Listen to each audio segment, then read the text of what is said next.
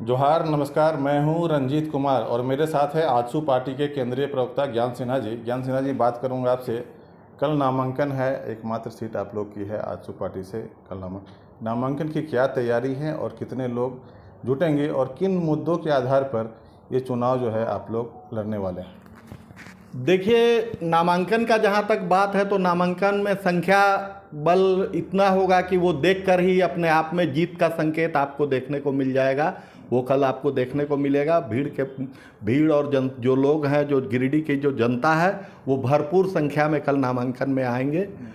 और हम लोगों के यहाँ जो गिरिडीह में हम लोगों का जो चुनाव हम लोग लड़ रहे हैं, हमारे सांसद जो हैं चंद्र प्रकाश चौधरी जी, उन्होंने गिरिडीह और 7 जिले झारखंड के ऐसे हैं जो कोयलांचल में आते हैं, कोयला सीसीएल क्षेत्र में आते हैं, जिसमें बहुत से ऐसे जगह है जिसमें कि आपको खेतीबाड़ी का जगह रहा है और उसके नीचे भी कोयला निकला है और कोयला के लिए सीसीएल उसको अधिग्रहण कर लिया। और बरसों बरस से आपको याद होगा कि एक समय में शिबू सोरेन जी कोयला मंत्री थे। उस वक्त से आज तक वो चाहते तो उस वक्त जो विस्थापित हुए थे, जिनका घर जमीन चला गया, उनको विस्थापितों को हक दिलाने का काम कोयला मंत्री रहते हुए यूपीए की सरकार में वो दिला सकते थे, मगर उन्होंने कभी ध्यान नहीं दिया। आपको आज देखने के लिए मिलेगा, 1 साल पहले हमारे नेता चंद्र प्रकाश चौधरी जी विस्थापितों की लड़ाई के लिए एक सिस्टम को बनाए और आंदोलन किया। 15 मार्च 23 से आंदोलन किया और कोलकाता में उनका मीटिंग हुआ। सीसीएल के लोगों से मीटिंग किए। चंद्र प्रकाश चौधरी जी के नेतृत्व में लड़ाई लड़ी गई और चंद्र प्रकाश चौधरी जी के सरकार केंद्रीय दबाव के कारण आज बाद में दरभंगा हाउस में अभी 15 मार्च 24 को एक ट्रिब्यूनल कोर्ट का आपको बनाया गया है, जिससे कि विस्थापितों को उनका अधिकार और उनका हक मिल सके। चंद्र प्रकाश चौधरी जी लगातार वहाँ की जनता से दिल से जुड़कर और लगातार काम करते आए हैं, इसलिए चंद्र प्रकाश चौधरी जी को वहाँ के लोग की जनता चाहती है। नहीं, ये ट्रिब्यूनल कोर्ट का गठन हुआ तो ये थोड़ा बताइएगा आम भाषा में कि उस तरह विस्थापितों को उससे किस प्रकार जो है फायदा पहुंचेगा, उससे क्या उससे?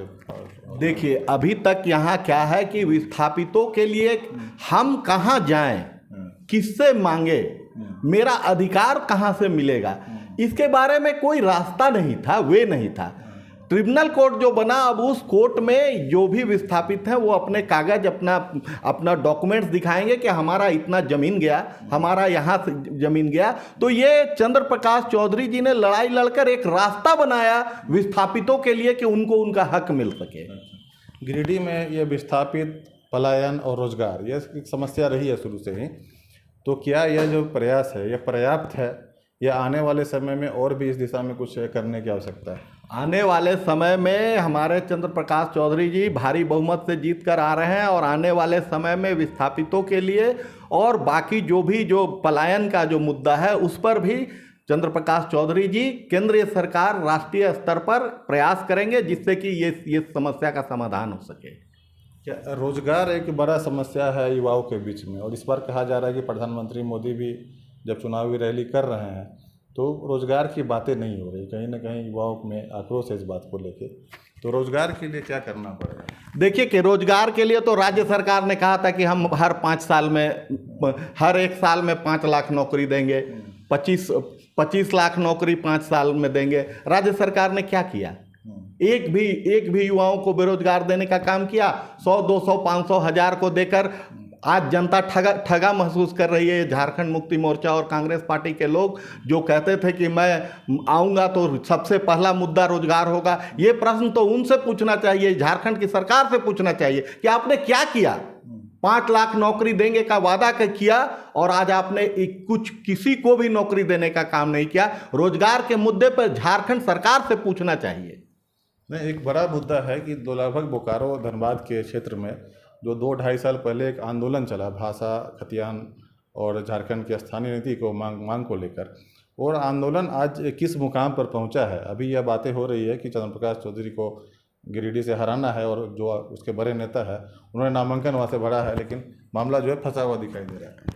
देखिए, ये जो आंदोलन की आप बात कर रहे हैं कि एक बड़ा आंदोलन हुआ, ये बड़ा आंदोलन हुआ स्थानीय नीति, नियोजन नीति और जो युवाओं के जो मुद्दे हैं उस पर जो आंदोलन हुआ। जो आंदोलन हुआ वो किसके खिलाफ, उसका उपाय कौन करेगा, उसका रास्ता कौन निकालेगा? राज्य सरकार। राज्य सरकार ने उनका रास्ता नहीं निकाला और नहीं निकालकर एक आंदोलन को जन्म दिया।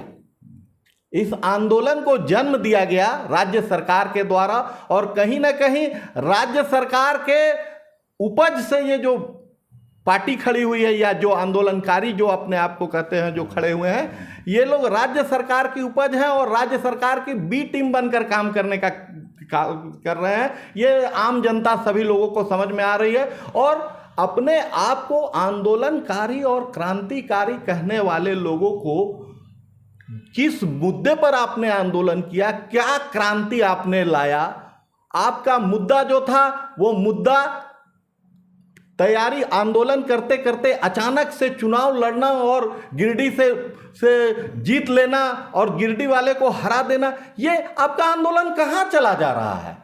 आप 32 की बात कर रहे थे, आज आप 32 से भी हट जा रहे हैं। आप संवैधानिक रूप से अगर आप चुनाव लड़ने की तैयारी कर रहे हैं, लोकतंत्र है, लोकतंत्र में सभी को चुनाव लड़ने की आज़ादी है, आप भी चुनाव लड़ सकते हैं। अगर आप चुनाव लड़ने की तैयारी कर रहे हैं तो आपको संविधान के अंदर में आना होगा, संविधानिक जो नियम है उसको पालन करते हुए आपको चुनाव लड़ना होगा और किसी पर आरोप प्रत्यारोप लगा देने से नहीं होता है। ये सरकार के दुष्कर्म दुष्परिणाम है और कुछ भी नहीं है। नहीं, अभी जो प्रशासन के द्वारा जो कार्रवाई की गई है उनके कुछ नेताओं के ऊपर, और साथ में कुछ महीने पहले जब रामगढ़ में उपचुनाव हुआ था, वहाँ की जो विधायक थी उनकी भी सदस्यता चली गई थी।